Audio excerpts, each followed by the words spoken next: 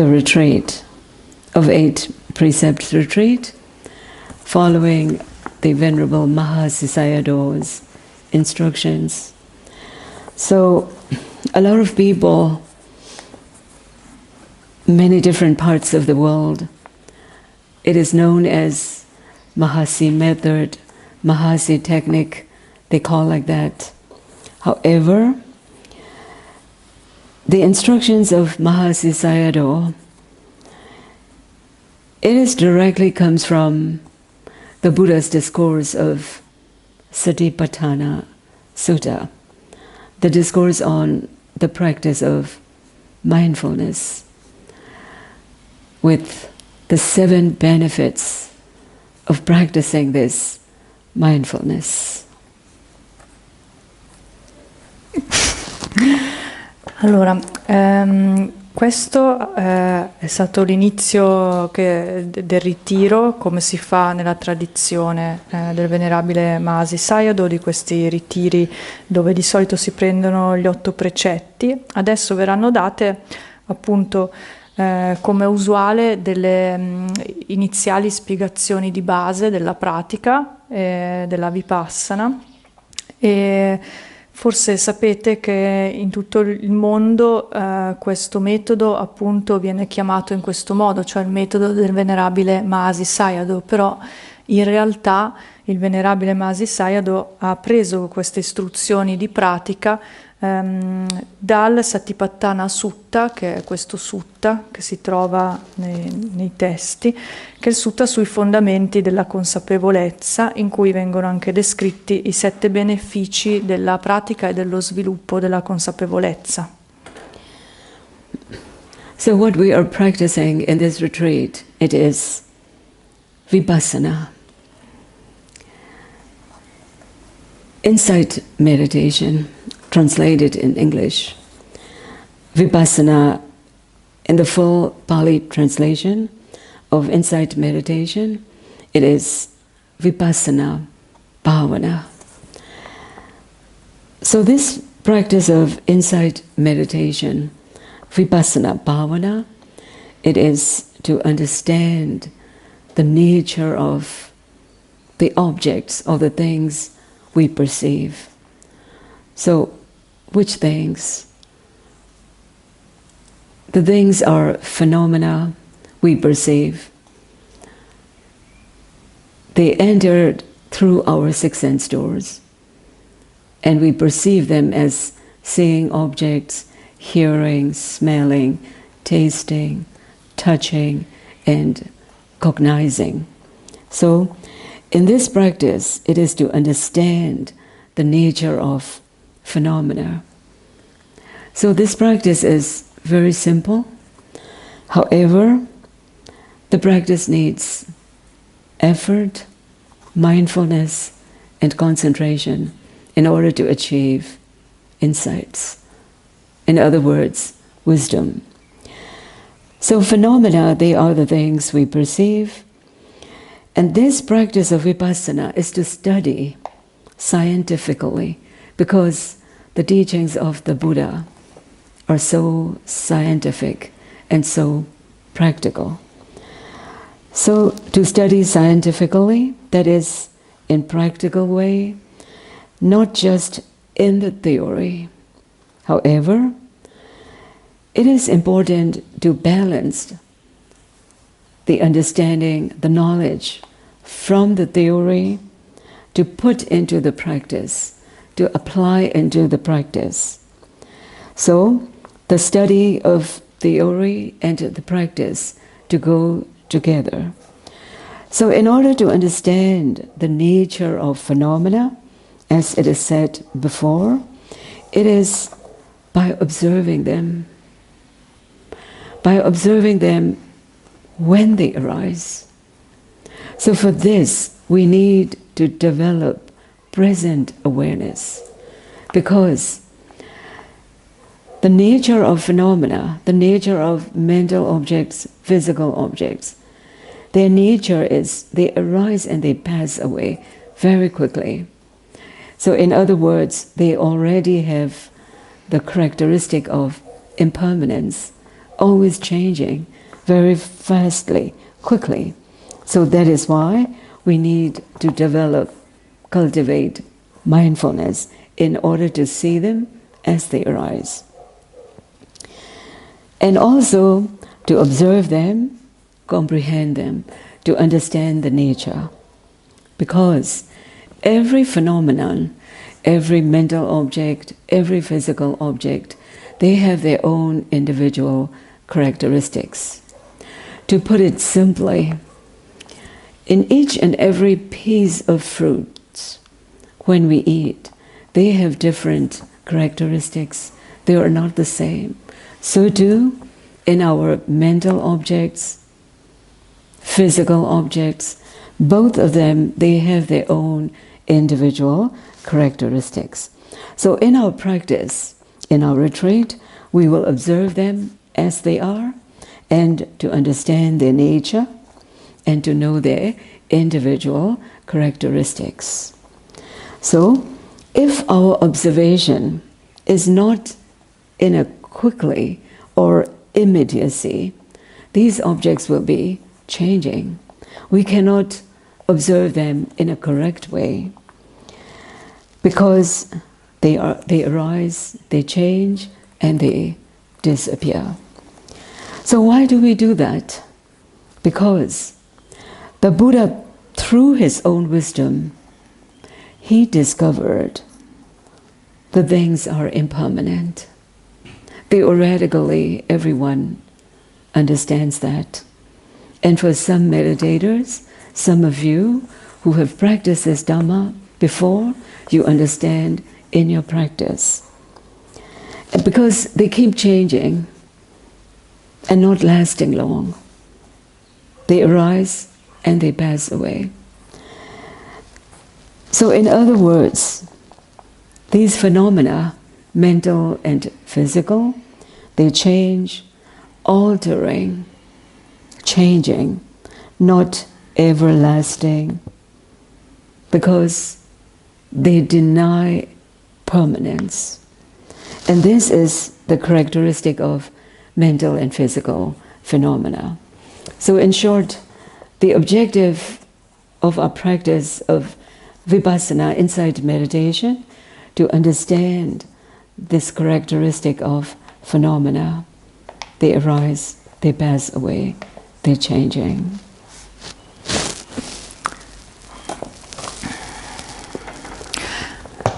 Allora, questa pratica che noi chiamiamo vipassana, in Pali viene detta vipassana bhavana, che è la coltivazione della vipassana.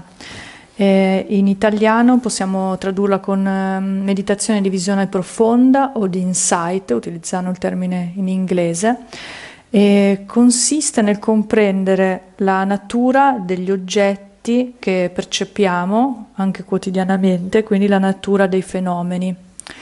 E che cosa sono i fenomeni? I fenomeni sono le cose che percepiamo, quindi tutto ciò che vediamo, udiamo, annusiamo, gustiamo, oppure che percepiamo tramite, diciamo, la cognizione o la mente, quindi anche tutti gli oggetti della mente.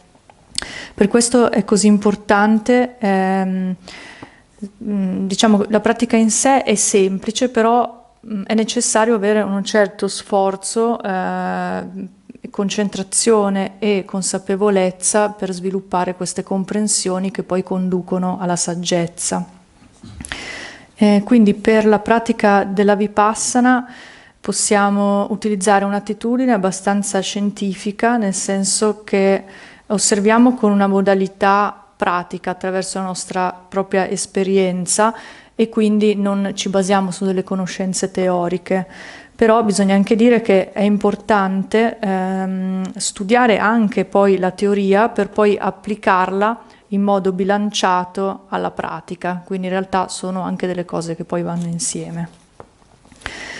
Per comprendere la natura dei fenomeni è necessario osservarli nel momento proprio in cui sorgono, quindi nel momento presente in cui si manifestano, per comprenderli. Per questo è così importante sviluppare questa consapevolezza che ha una certa immediatezza nel presente ed è puntuale, perché soltanto così possiamo riuscire ad andare a conoscere le caratteristiche individuali dei fenomeni, di questi oggetti che stiamo conoscendo. Sì, perché appunto se l'osservazione non è immediata nel presente, quello che succede è che questi fenomeni subito iniziano a cambiare, perché quello che fanno i fenomeni è che sorgono, cambiano e poi scompaiono. E perché questo accade?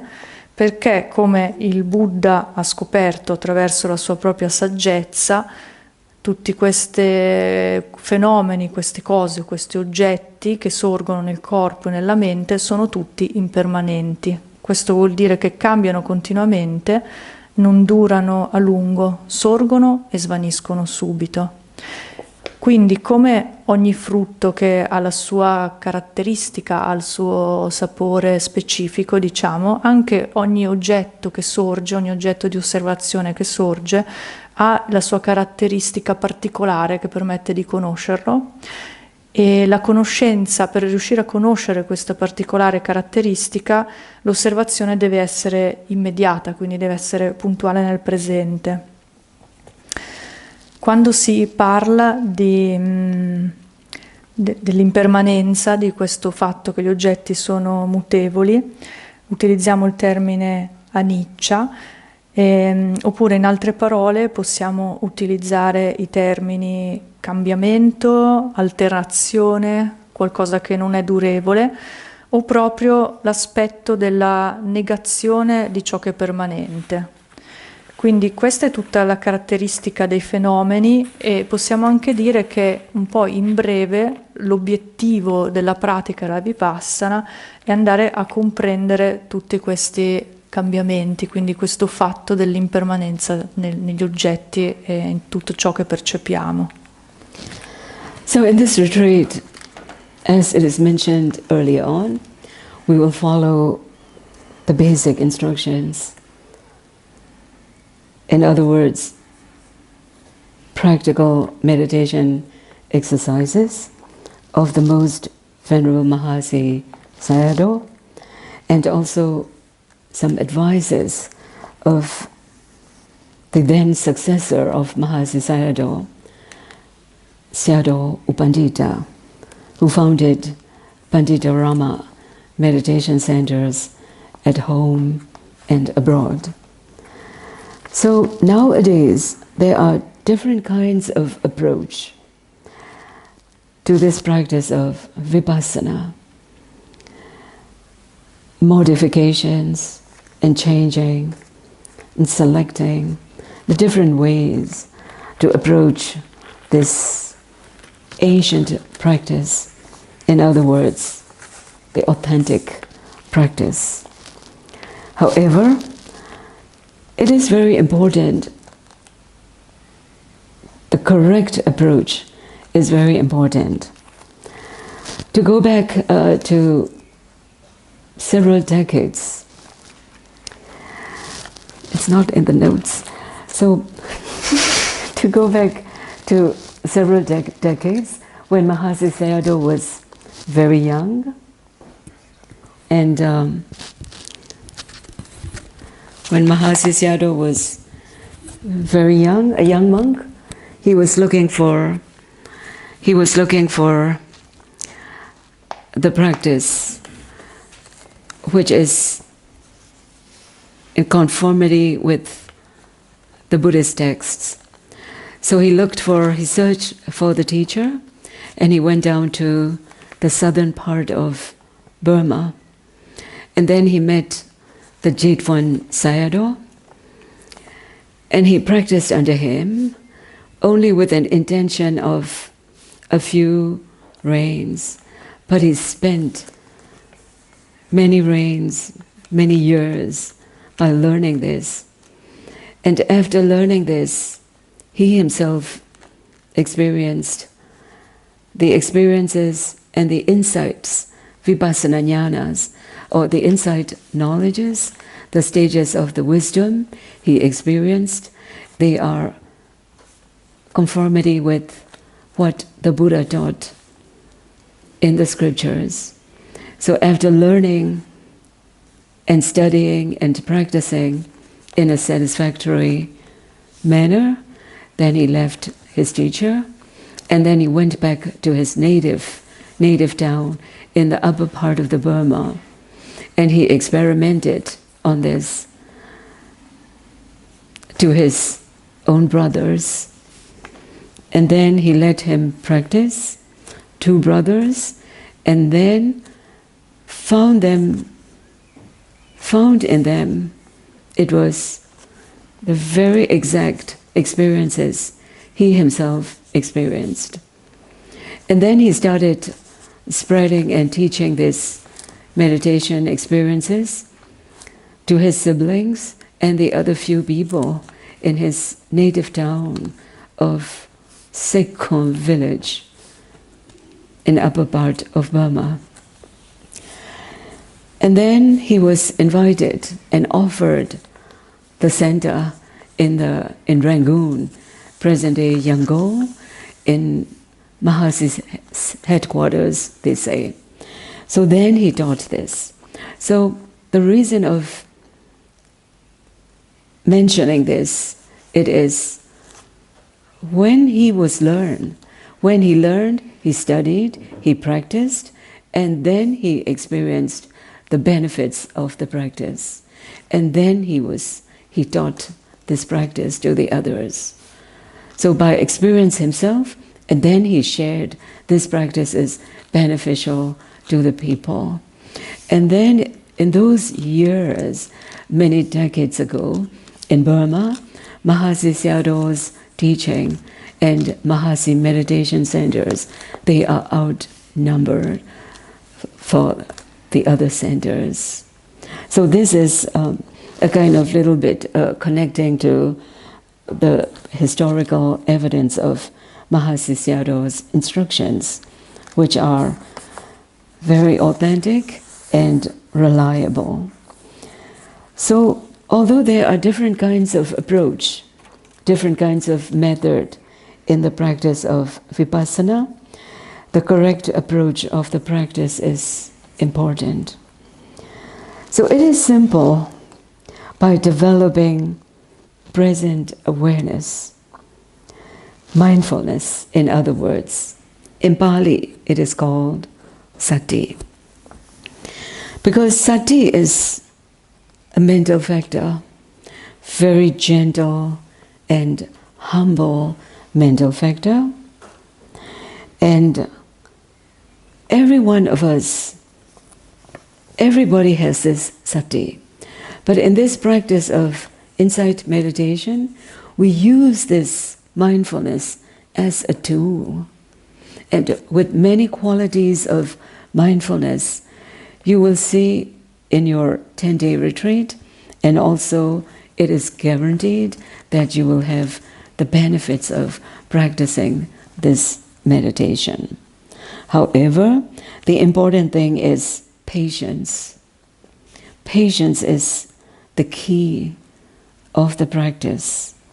In order to cultivate moments of mindfulness in the body, in the feelings, in the mind, and in general objects. So cultivating moments of mindfulness throughout the day as possible as you can and as best as you can in all your body postures and during your wakeful hours.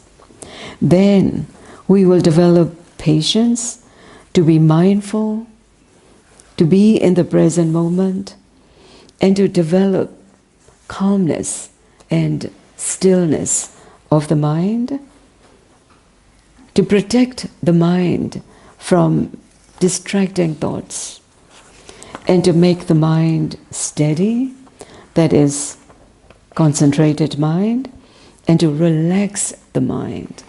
Relaxation is very important by staying in the present moment.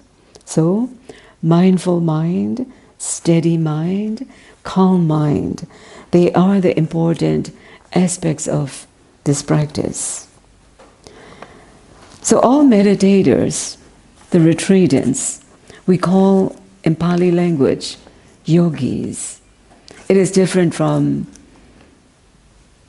those who are practicing yoga. They are also called yogis.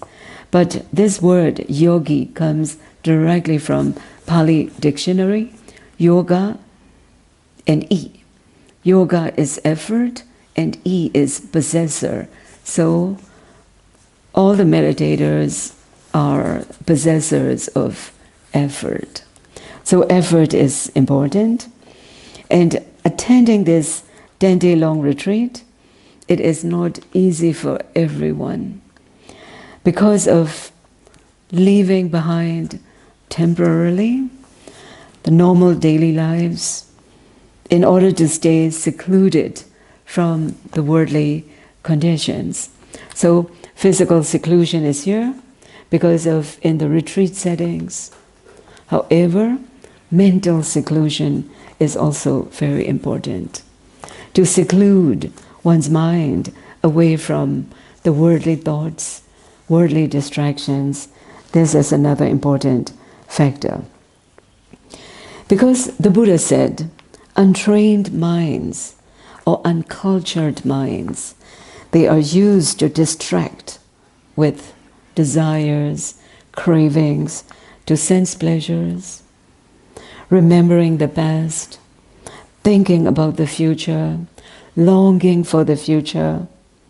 And if one's feelings and experiences are not satisfiable, one feels aversion, frustration, restless mind states, worrying, most of the time confusing with indecisiveness, skeptical doubts.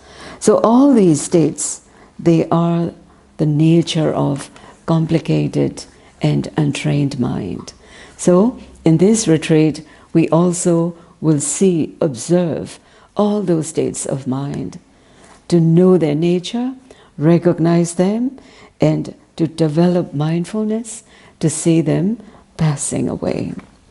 And in the meditation retreat, one will see how one's mind will be busy and how one's mind will be changing very quickly. And in the practice, these are called obstacles to concentration. And when these obstacles arise, one cannot develop steadiness and stillness of the mind, that is concentration. And in the vipassana practice, all these obstacles to concentration, they are called nivaranas.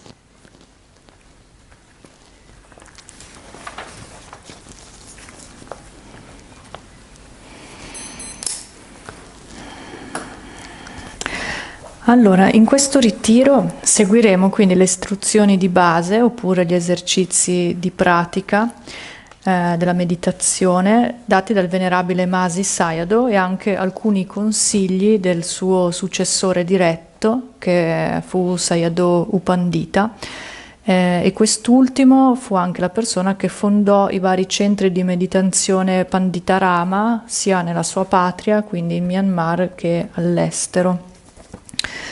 Oggi esistono diversi approcci alla pratica della vipassana e si sono state sviluppate vari cambiamenti, varie modifiche o diversi tipi di selezioni dalla pratica più antica della vipassana dei tempi antichi. È comunque importante utilizzare un approccio che sia corretto verso la vipassana. Ci sono alcune note storiche su il venerabile Masi Sayadaw, quale fu il suo percorso di pratica.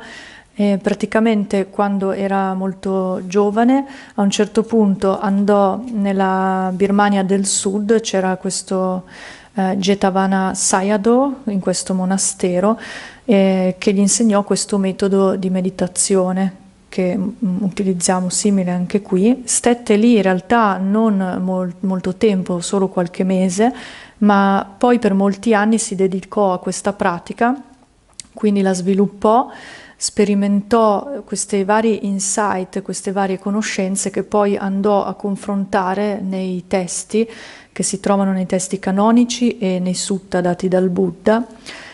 E una volta tornato a nord della Birmania, nel suo villaggio natio, iniziò a condividere questa pratica con alcuni dei suoi familiari, alcuni suoi fratelli, e vide che loro passavano dalle stesse esperienze in cui era passato lui, descrivevano le stesse esperienze nella pratica.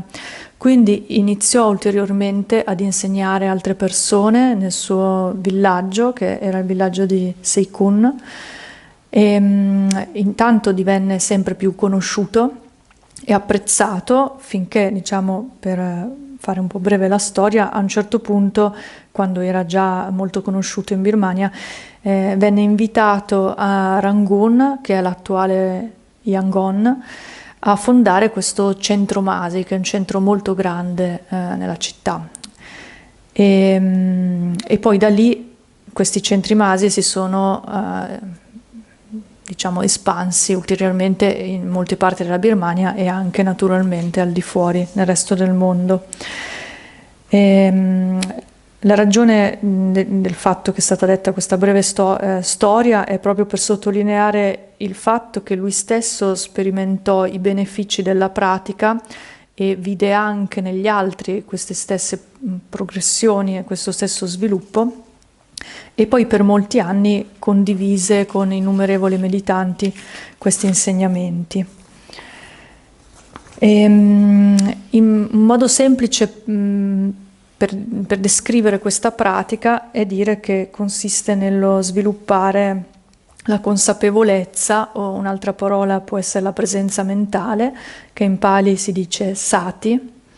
È un fattore mentale, uno stato della mente quindi, che è molto gentile e umile. Tutti hanno questo stato mentale, però qui viene usata proprio come strumento per l'osservazione. I benefici anche di sviluppare questo stato mentale sono garantiti, però naturalmente è importante avere pazienza, perché la pazienza qui è la chiave della pratica per riuscire a coltivare questi momenti di consapevolezza nel presente, in tutte le posture che ha il corpo durante la giornata, quindi continuando a osservare tutti i fenomeni che entrano attraverso i nostri sensi, le sensazioni fisiche, ma anche quelle mentali, in tutte le ore, in tutte le attività della giornata, naturalmente nelle ore di veglia, tranne quelle in cui dormiamo, diciamo. Quindi la pazienza è davvero importante perché grazie allo sviluppo della pazienza, che è appunto un fattore anche questo che viene sviluppato piano piano, inizieremo a essere sempre più consapevoli quindi del momento presente. Poi possiamo sviluppare una calma mentale che ci protegge dai pensieri distraenti. La mente diventa stabile, che vuol dire concentrata, e anche riusciremo a rilassare la mente rimanendo nel momento presente. E questo è importante, molto importante, che la mente sia rilassata durante la pratica, quindi non cerchiamo di spingere. Quindi ripetiamo questi fattori, è importante che ci sia una mente che sia consapevole, che sia stabile, calma e rilassata. Questi sono proprio aspetti fondamentali della pratica. Quindi tutti i meditanti che partecipano a questo ritiro vengono detti yogi. Noi ci chiamiamo yogi, diciamo, però questa parola non viene da il praticante di yoga come lo intendiamo noi, è proprio una parola in lingua Pali che viene utilizzata nei testi del canone Pali, che significa diciamo colui che possiede lo sforzo, l'impegno nella pratica. Quindi diciamo questo è il significato di yogi, di meditante. E tutti noi che partecipiamo a questo ritiro di 10 giorni comunque affronteremo delle difficoltà, perché non è qualcosa di facile abbandonare la vita quotidiana che viviamo tutti i giorni e in qualche modo per isolarci dalle condizioni del mondo. Qua con questo contenimento, isolamento si intende sia un aspetto fisico, che infatti è l'essere qua in ritiro, diciamo separati da quello che facciamo normalmente, ma è anche importante questo aspetto mentale dell'isolamento mentale dai sensi, dalle cose dei sensi esterni. Questo perché quando la mente non è ancora stata ben addestrata, è abituata a distrarsi, a scappare via a causa del desiderio verso i piaceri dei sensi, oppure ricordando cose del passato, pensando o desiderando cose che possono avvenire nel futuro, oppure se ci sono delle cose in quel momento che non ci piacciono, c'è una condizione nel momento che non ci soddisfa, allora si distrae provando avversione, frustrazione, agitazione, preoccupazione e il più delle volte finisce anche per provare confusione e indecisione. Questa è la natura che ha una mente complicata. Quindi è importante con sati, con questa consapevolezza, andare a conoscere, e non solo una volta, ma andare a conoscere ripetutamente questi stati che si presentano anche nella mente e vedere che cambiano e scompaiono anche velocemente. Quindi durante questo ritiro di meditazione noi osserveremo come la mente cambia in continuazione attraversando tutti questi stati. Nella pratica questi tipi di ostacoli che abbiamo appena elencato vengono chiamati appunto ostacoli alla concentrazione, perché quando questi stati mentali sorgono nella mente non è possibile sviluppare la stabilità, la fermezza e la calma della mente, e questi sono appunto, diciamo, dei sinonimi della concentrazione, quindi una mente che è stabile, ferma. Nella pratica della Vipassana questi stati, questi ostacoli vengono chiamati in Pali Nivarana.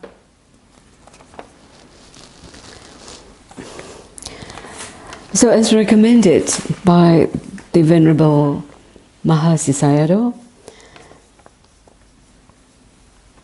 in our retreat, we will meditate, we will develop mindfulness in the sitting meditation, and as well as in the walking meditation. And besides those formal sits and formal walks, in doing general activities, and as well as in transitional time, then we will continue to develop present awareness as much as we can. So let's say there are 3 sessions: sitting session, walking session, and general activity session, including when doing the different daily activities, and as well as in eating, and before one falls asleep. They are all in the general activity session. So in the sitting meditation especially, it is recommended by the Venerable Mahasi Sayadaw, we have to focus on one object. So one may ask, this is a Vipassana meditation, why one pay attention only to one object, that is the primary object? And Mahasi Sayadaw chooses the primary object in the sitting meditation. It is the rising movement, falling movement that occurs in the abdomen area of one's body. In short, in the abdomen. So many people, they call it belly breathing. So whatever you like to call, that's fine.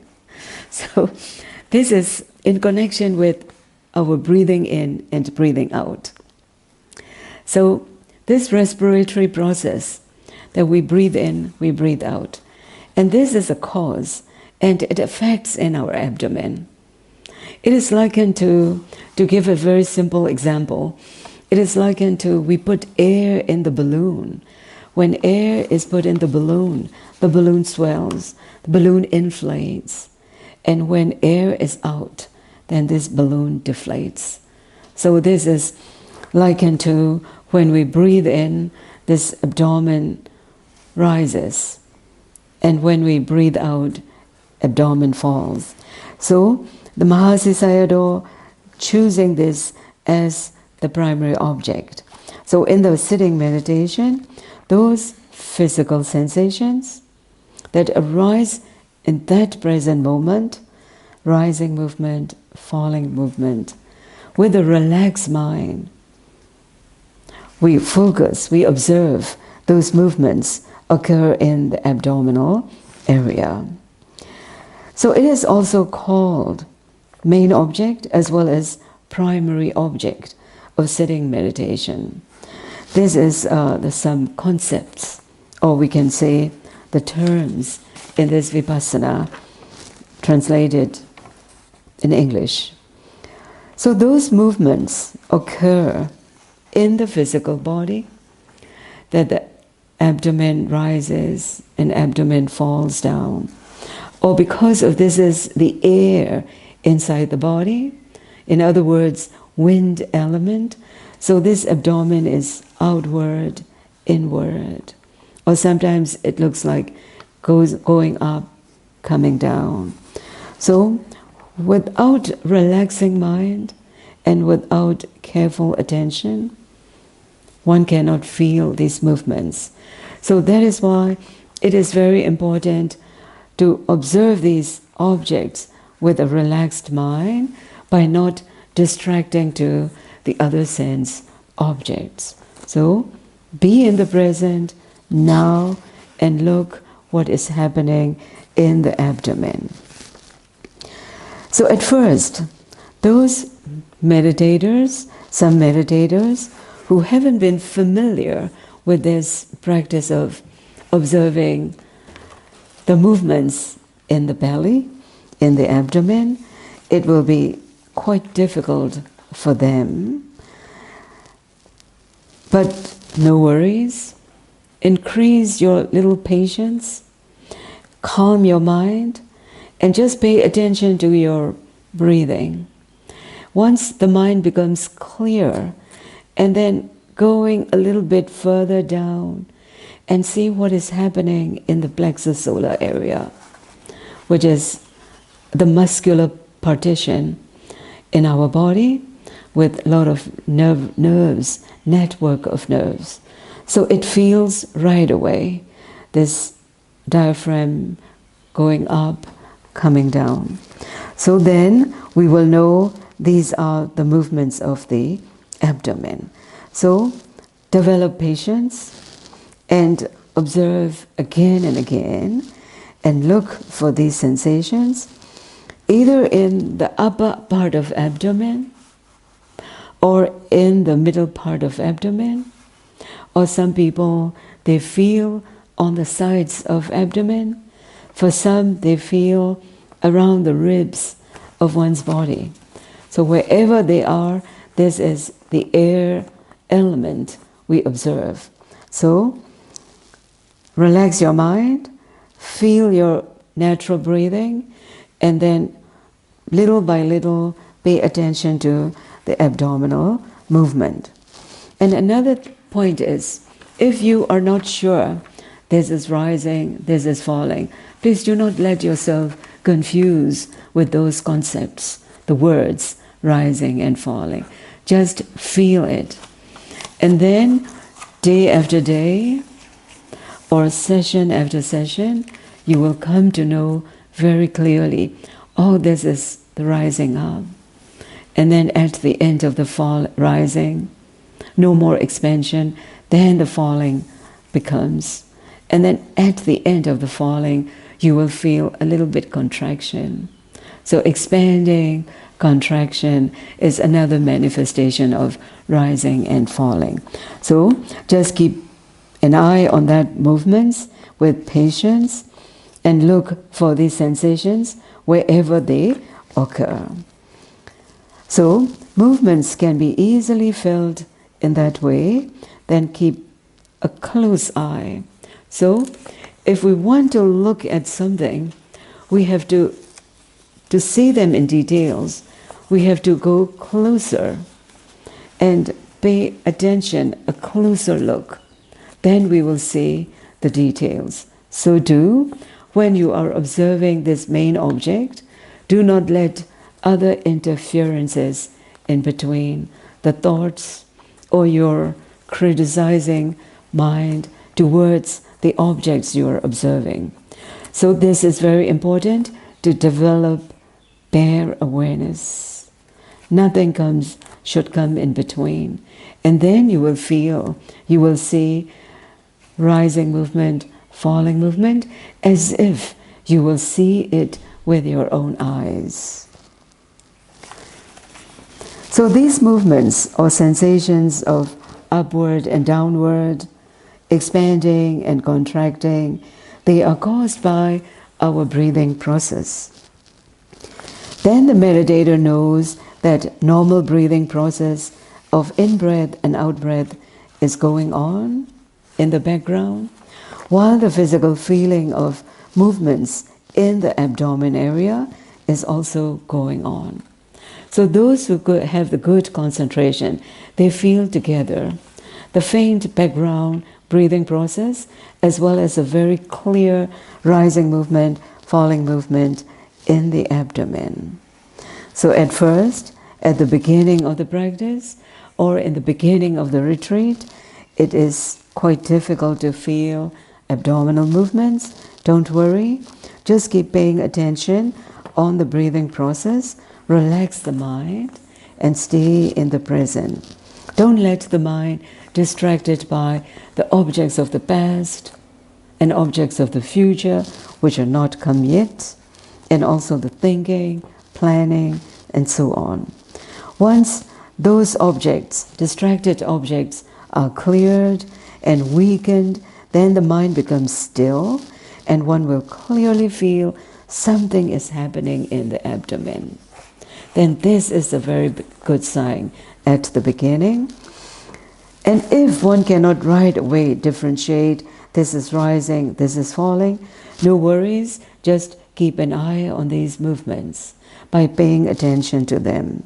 And gradually, one's concentration will be developed to do this repeatedly. And moreover, one will know this is at the beginning of the fall, rising. Then the rising is longer. That means you see the beginning of the rising, it goes through the middle, and then it ends. So that's the end of the rising. And then afterwards, the contraction, the falling begins with your out-breath. And then also you will see the beginning of the falling, and falling ends. Then another rising starts again. So just keep an eye with a relaxed mind and with gentle awareness.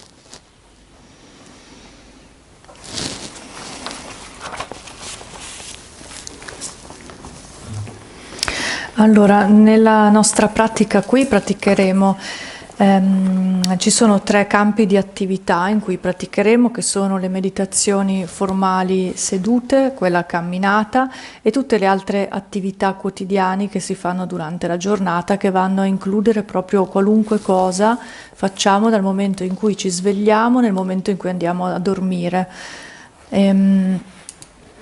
Quindi cerchiamo di sviluppare sati, la consapevolezza nel momento presente, meglio che possiamo in tutti i momenti della giornata. Comunque il venerabile Masi Sayadaw raccomandava per la meditazione seduta un oggetto primario su cui andare a sviluppare la nostra concentrazione e consapevolezza. E nella seduta quindi utilizziamo le sensazioni fisiche del sollevarsi e abbassarsi dell'addome, quindi diciamo più in generale nell'area dell'addome.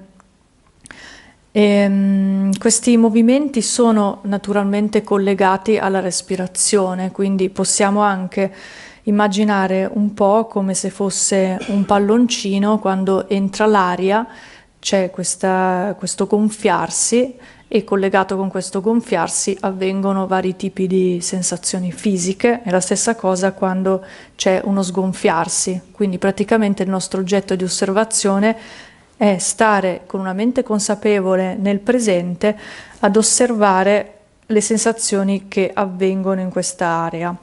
Con questa area però non intendiamo un punto ristretto dell'addome, può variare anche da individuo a individuo o anche come si manifesta questo movimento. Per esempio potrebbe essere un po' più alto nella parte superiore dell'addome, alcune persone sentono addirittura questi movimenti verso le costole, altri magari sentono l'addome che si muove non su e giù ma magari in avanti, indietro, oppure sentono queste sensazioni che sono tutto da un lato.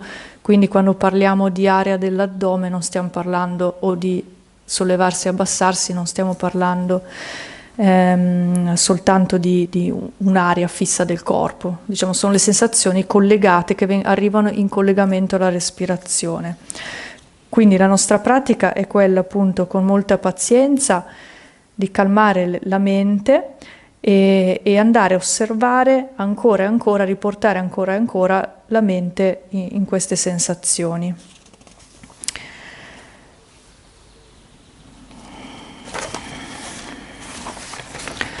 Dunque è molto importante che vi rilassiate, prima di tutto, il rilassamento è importante, rilassate la mente, poi vogliamo rimanere nel momento presente, quindi cerchiamo di far sì che la mente non venga distratta, che non ci siano continuamente molte interferenze da pensieri, pianificare cose, magari momenti di autocritica sulle cose, oppure andiamo nel passato, nel futuro. Cerchiamo di lasciare andare queste cose e di lasciare che la mente si calmi e che si adagi sul percepire chiaramente qualcosa nell'area dell'addome. Detto questo, all'inizio del ritiro in generale, se non avete molta familiarità con questo oggetto di meditazione, non preoccupatevi subito se non sarà molto chiaro quello che succede lì, se non riuscirete a seguire le sensazioni. Generalmente noi cerchiamo di dividere, di andare a notare, per esempio, il movimento del salire, quindi notando salire, il momento dello scendere come scendere, però se all'inizio questo non è chiaro, voi mantenete comunque una mente semplicemente rilassata e percepite qualunque sensazione stia avvenendo e pian piano vedrete che più la mente si calmerà man mano che il ritiro va avanti e più arriverà la concentrazione, inizierà a diventare sempre più chiaro queste piccole differenze sia nelle sensazioni che anche nelle fasi del respiro, quindi vedrete benissimo come un momento di ispirazione inizia, poi continua con un suo cambiamento, poi vedrete che arriva a una fine e poi vedrete anche dopo di questo iniziare il movimento dello scendere o viceversa, con tutti i dettagli precisi delle sensazioni. Questo è importante perché appunto in questa nostra osservazione vogliamo andare a vedere molto da vicino i dettagli di quello che succede, i dettagli dei fenomeni. E per questo appunto che è molto importante cercare di lasciare andare i pensieri, le interferenze e stare nel presente. A volte succederà, magari anche all'inizio, che sarete consapevoli non soltanto delle sensazioni sull'addome, ma magari sarete consapevoli in generale di varie sensazioni come che stanno un po' sullo sfondo della vostra osservazione, oppure in generale di tutto il respiro del corpo che sta respirando un po' sullo sfondo e magari in primo piano ci saranno delle sensazioni più forti e anche questo va benissimo. Penso di aver detto tutto. I think I said everything. Finish? I hope. Okay. Okay. So, as one's concentration is getting better and mindfulness develops, then one will feel even one's body posture. So when paying attention to the rising movement, falling movements of the abdomen, and then one, because of concentrated mind, less distracted mind, or for some moments non-distracted mind, then one will also feel one's body posture, the frame of one's body, and the contact of one's body on the chair or on the cushion. The softness of the cushion one will feel, and when sitting on the chair, the hardness of the surface of the chair, and also the sensations of tension, pressure, as well as heaviness, lightness, when one is kneeling on the bench, using the kneeling posture for sitting meditation. So, this is a kind of the practical approach, how to pay attention. So, you sit erect of your back, and then feel the body sensations, pay attention to the rise and fall movements of the abdomen, and when the mind starts calming down, and then you will not feel only your breathing, the movements of the abdomen, also you will feel the sensations of your body posture, and also the touch of your hands on your lap, and the touch of the hands to each other, so on and so forth. So this is a very good sign in the practice, because the mind is at the moment. And also some heat, cold, different sensations. All these sensations of tension, pressure, lightness, heaviness, softness, hardness, heat and cold, they are the manifestations of the primary elements, the physical elements that composed this physicality, the body. So to understand the practice in the theoretical way, why does one has to know when one feels? Why do we pay attention to all these physical sensations? So normally, in one's daily life, one doesn't care about these sensations, about these physical feelings, because every time one feels physical discomfort, always one changes the body postures, the positions of one's limbs, the legs, the hands, and also the alignment of adjustment of one's body posture. Because one thinks changing different postures or adjusting the positions of the legs, the alignment of the body postures would ease any kind of physical discomfort. And then one thinks this is the solution for easing the dukkha nature of the body.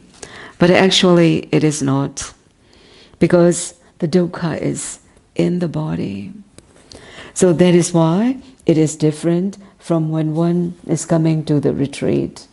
Then one stays in the sitting body posture, and then one goes deeply into the body, and the mind knows how these phenomena, they have these signs of impermanence, changing, and unsatisfactoriness. In other words, suffering, and one cannot control all these sensations, changing all the time.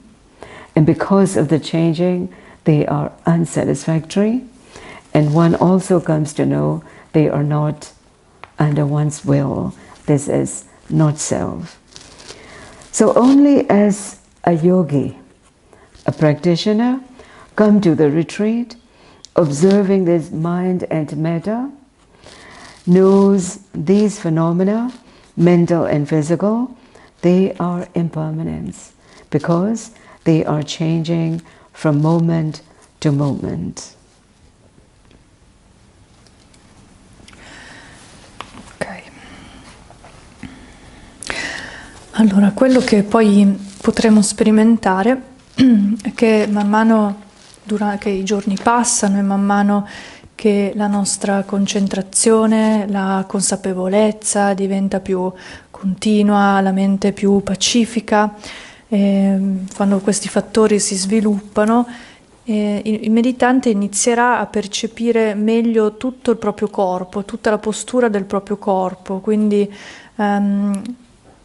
sia proprio la postura dello stare seduti che anche le sensazioni fisiche, per esempio, che vengono dal contatto con il cuscino, oppure anche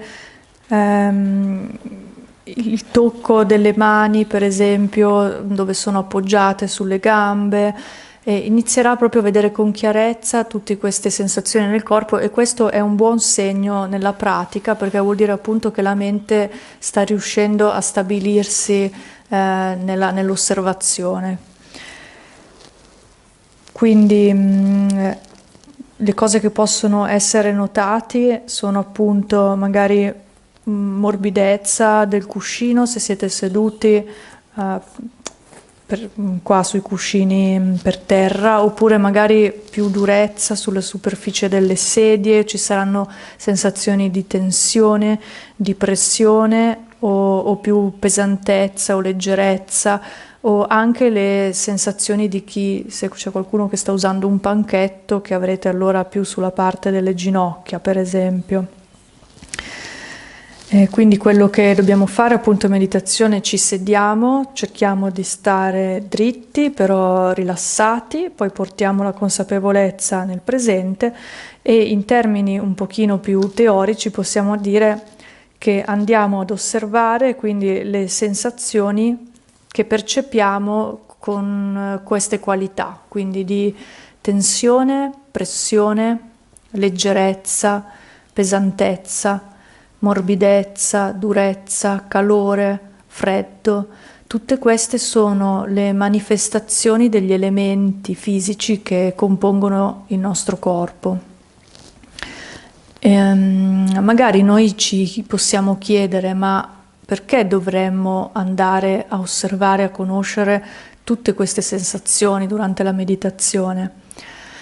E normalmente nella vita quotidiana noi non ci preoccupiamo mai troppo di andare a indagare queste sensazioni fisiche, anzi ogni volta che sentiamo un qualche disagio fisico, un dolore, la prima cosa che ci viene da fare di solito è aggiustare subito la postura o cambiarla. È come un po' se pensiamo che la soluzione sia quella di cambiare posizione per liberarci sempre di queste sensazioni un po' sgradevoli, perché l'idea che abbiamo normalmente è che in questo modo riusciamo a superare il dukkha, cioè il dolore che in realtà è proprio intrinseco nel fatto di avere il corpo, nella natura stessa del corpo. In realtà c'è intrinsecamente un certo tipo di dolore che è sempre pronto a sorgere. Però appunto nella nostra vita quotidiana noi è difficile che andiamo ad osservarlo e indagarlo, perché c'è ci viene da cambiare subito posizione. Però quindi nella pratica invece quello che facciamo, ed è soltanto quello che può fare un meditante, uno yogi in un ritiro intensivo, osservando la mente e il corpo, riusciamo a comprendere che questi fenomeni, tutti questi fenomeni mentali e fisici, in realtà sono impermanenti, cambiano di momento in momento. E uno dello scopo poi della pratica è riuscire a vedere che le caratteristiche di questi fenomeni sono infatti di essere impermanenti, ma anche questo aspetto dell'insoddisfacenza, quindi legato più all'aspetto di dolorosità dei fenomeni.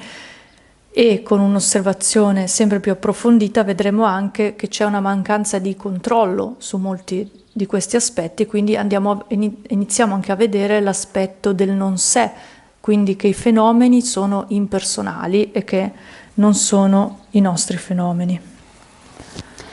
So in the first few days of the retreat, meditators will encounter some difficulties, especially the first 3 days, very difficult, because of turning away from one's worldly conditions, that is shifting one's focus from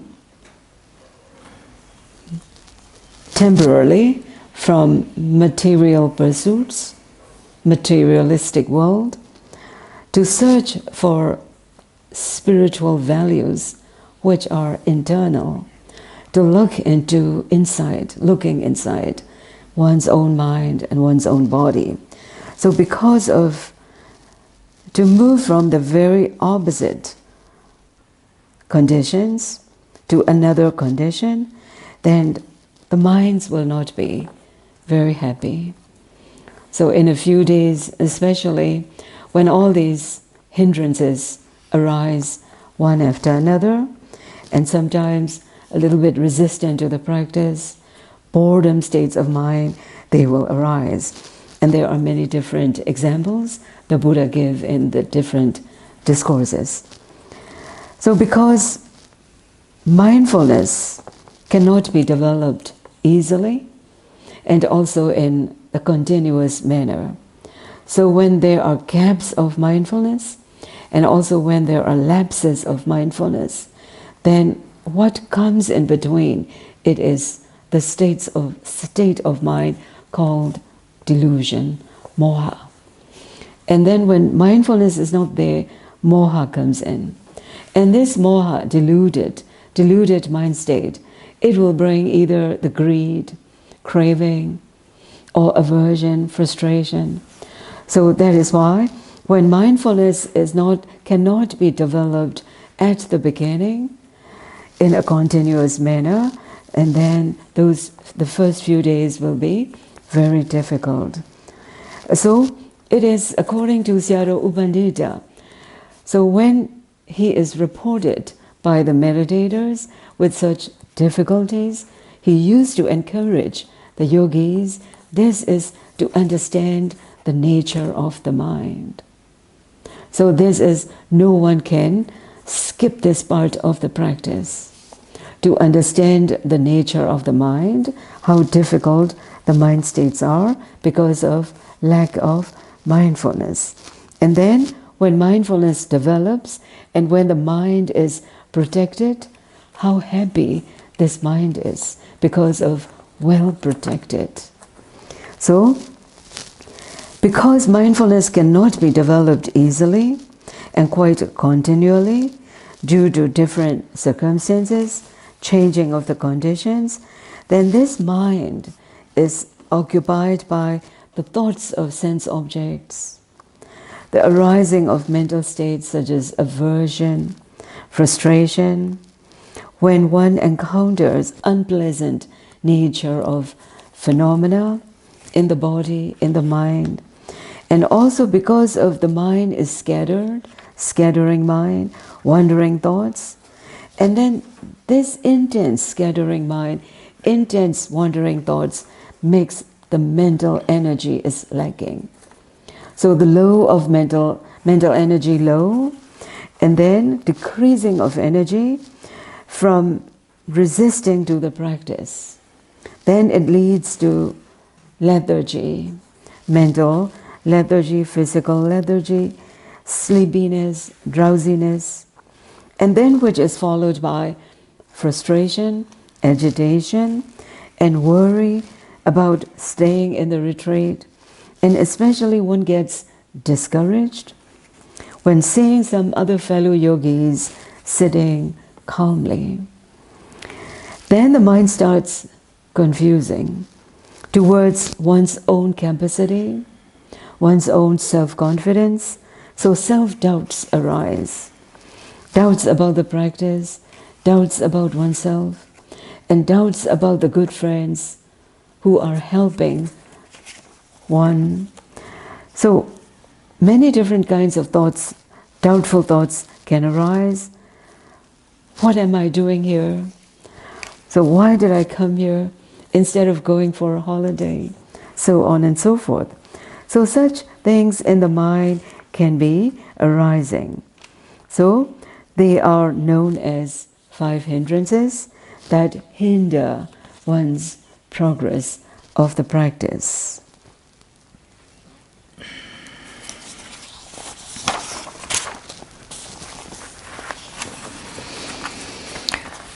Dunque, nei primi giorni del ritiro, specialmente i primi 3 giorni, possono essere molto difficili nella pratica, e questa è una cosa completamente normale, quindi andremo a incontrare delle difficoltà,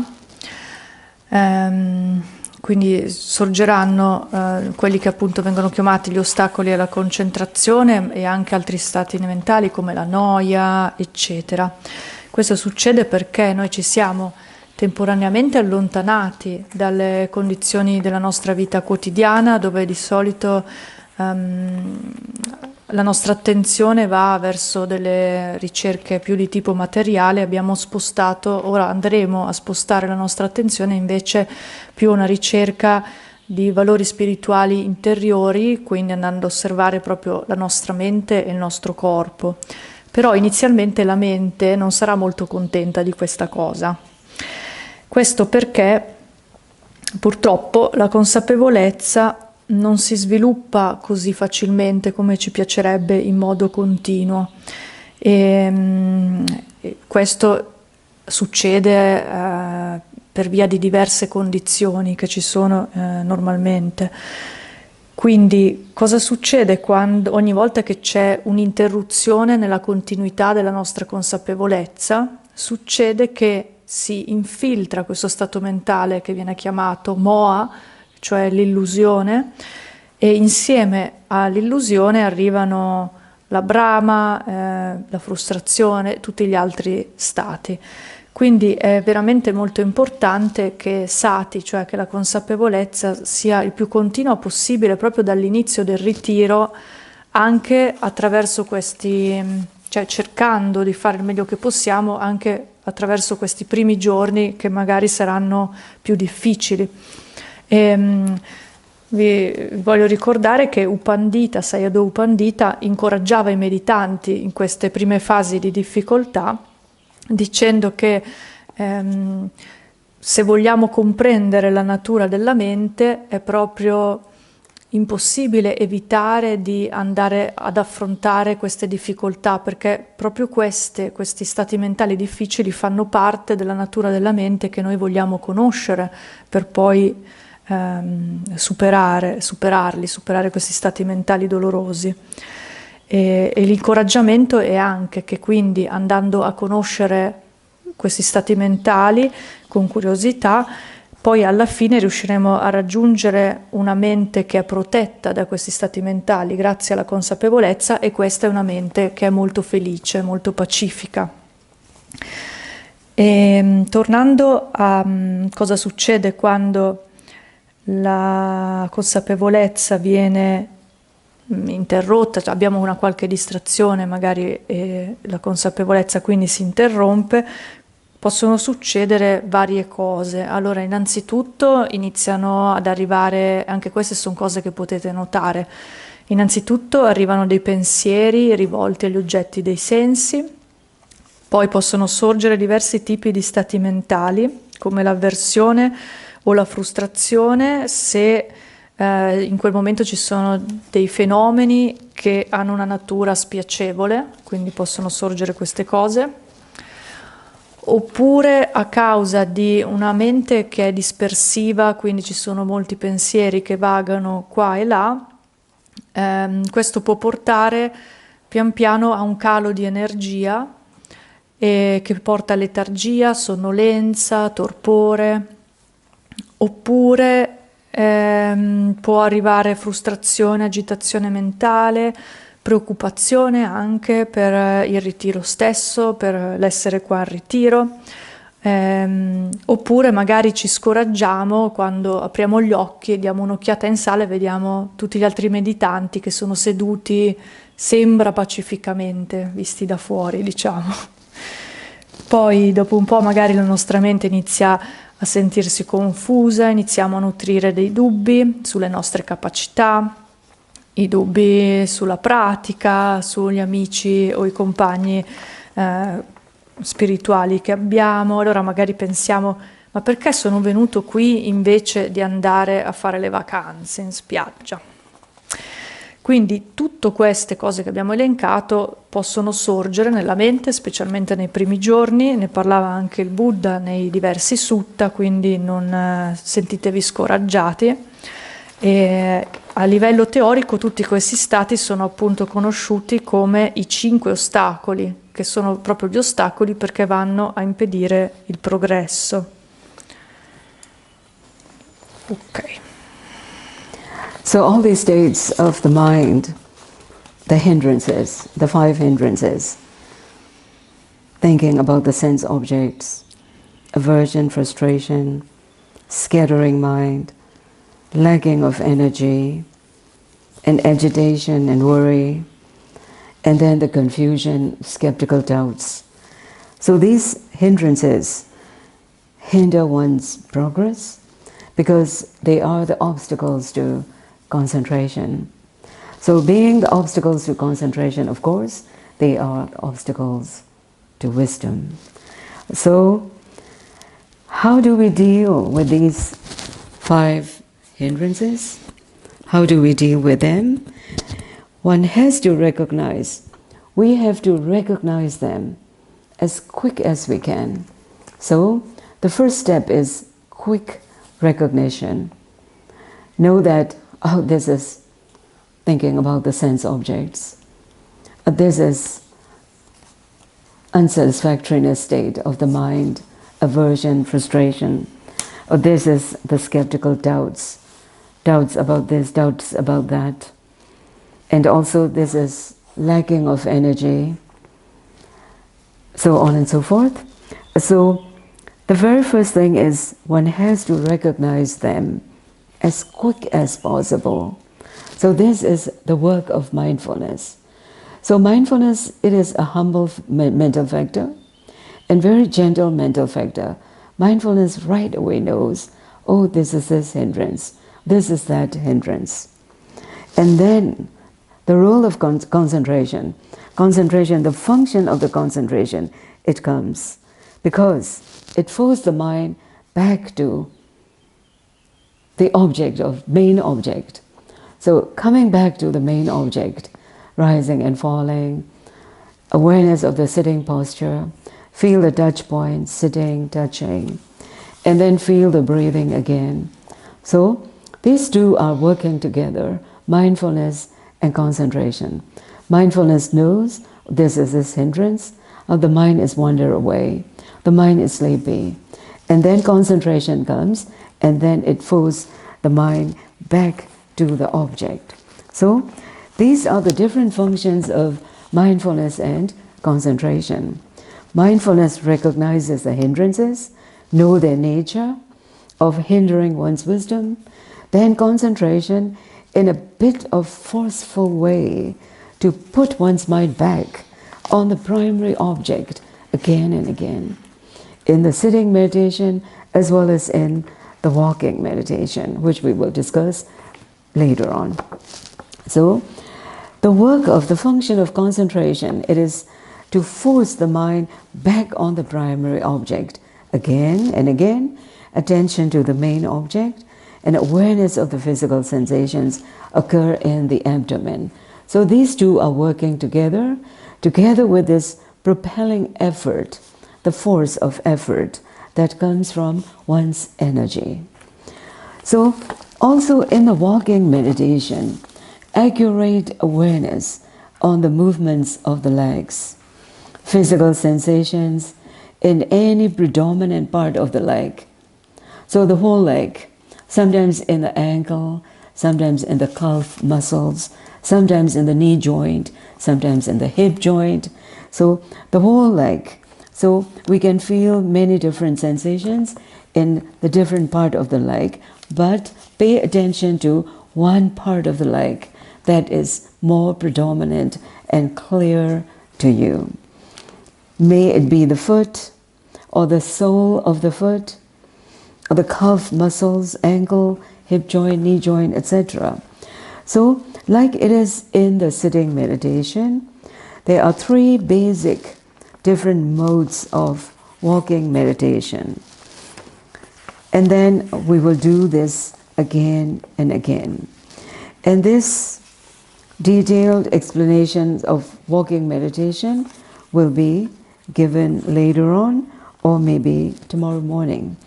So there are three basic different types of walking meditation. And roughly speaking, it is one noting in one step. If you step your right leg, then you just know in the mind. Mindfulness knows this is right step. And when right step places already, then you move another foot, another leg, left step. So then you label it left step. So this is the first type of walking, one noting in one step. Again, you can divide your step into two. It is lifting action and placing action. So, lifting of your leg, know that the leg is lifting. So this is mindfulness. But concentration, it starts from the beginning of the lifting up to the end of the lifting. So this is the main object in the walking meditation. So it's totally aware of the sensations arise in your step. And then this is the second note, second type of noting. Two in one step, lifting, placing. Then the slowest one, three notings in one step. Mindfulness knows that your foot is lifting. So lifting, and you glide your foot forward, or pushing, or moving. The words are not important. Knowing is important. You push your foot forward, and then after you push your foot, then you start lowering your foot, placing. So in one step, there are three physical actions involved. So these are the general, basic walking posture in the meditation practice. So in this way, mindfulness, concentration, and the effort, propelling force of effort, these three, they work harmoniously together. And then, of course, despite this much effort, the mind, the nature of the mind is always slips away. Then one has to bring the mind back to the primary object again and again. So, in the walking meditation, the primary objects are no more the breathing, no more the rising and falling, or no need to concentrate on the upper part of the body. So your concentration and your attentiveness should go to the body part that makes you walk. So this is the main object of walking meditation. So, to summarize what we have understood so far, it is that the primary object of sitting meditation is to pay close attention and careful observation on the rising movement, falling movements of the abdomen, and bring the mind back to this object again and again. And in the walking meditation, primary object is clearly knowing one is walking, because one's body is moving bit by bit forward, while one is paying attention to the movements of the legs and the feeling of the legs and the action of lifting, placing, lifting, moving, or placing. It depends on the walking mode one is choosing. So these are the summary of the basic, watching the basic, observing the basic primary objects of sitting and walking.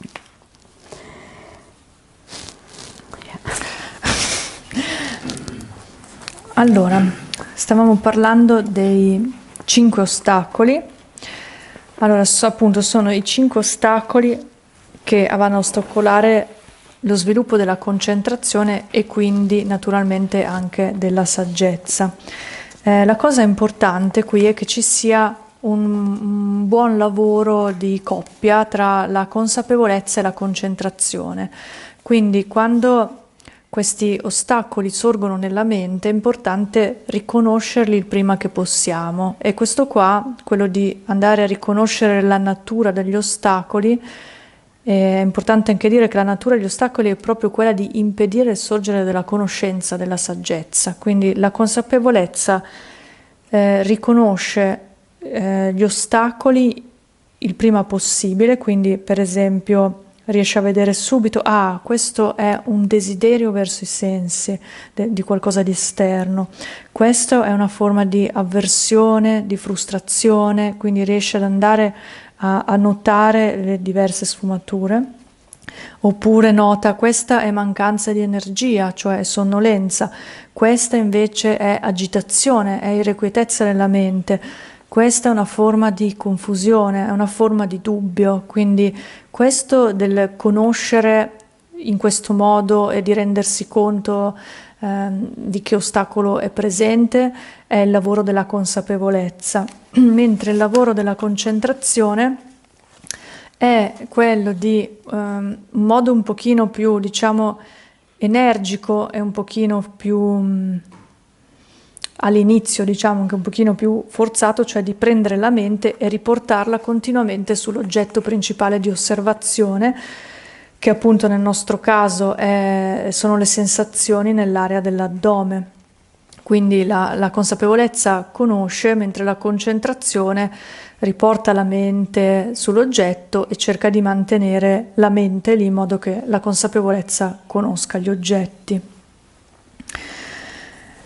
E inoltre un altro stato accompagna consapevolezza e concentrazione, che appunto è lo sforzo o l'energia.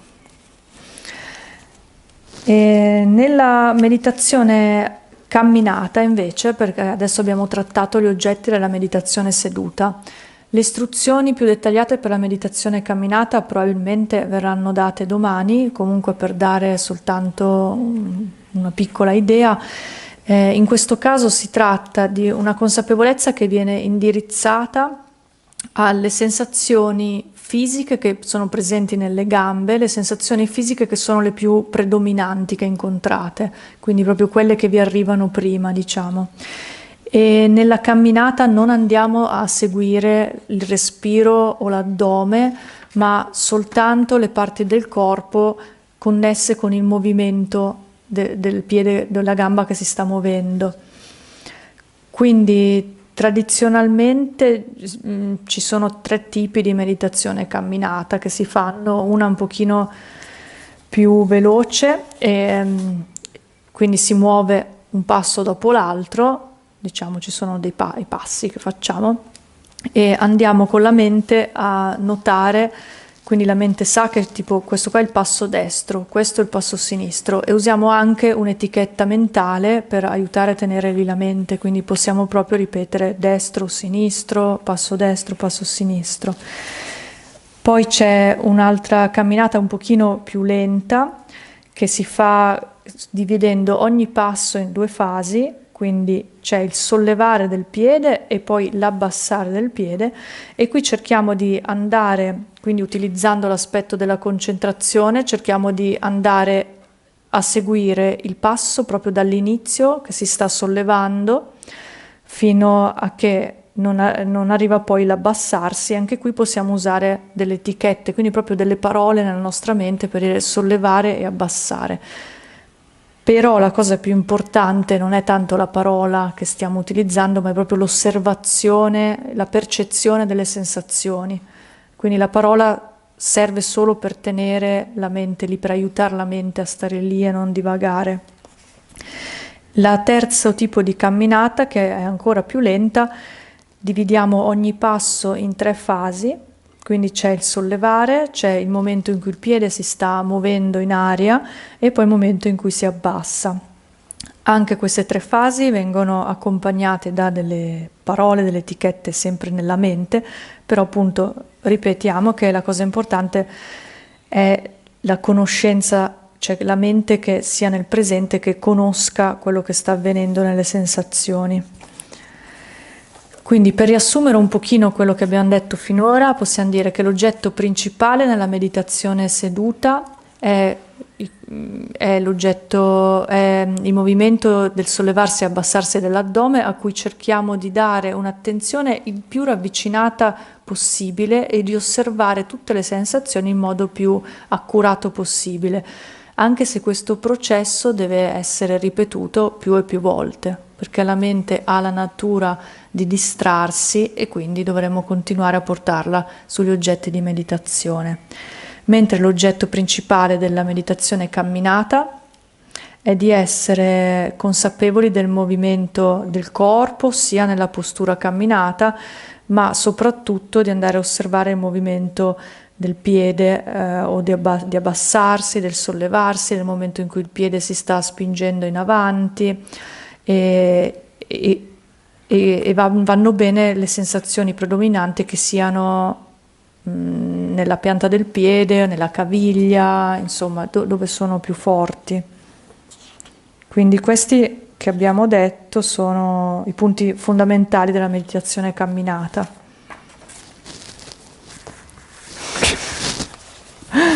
So now it's been 2 hours already, so you'll be tiring, and we will have more instructions talk tomorrow in the morning and as well as in the evening at 6 o'clock.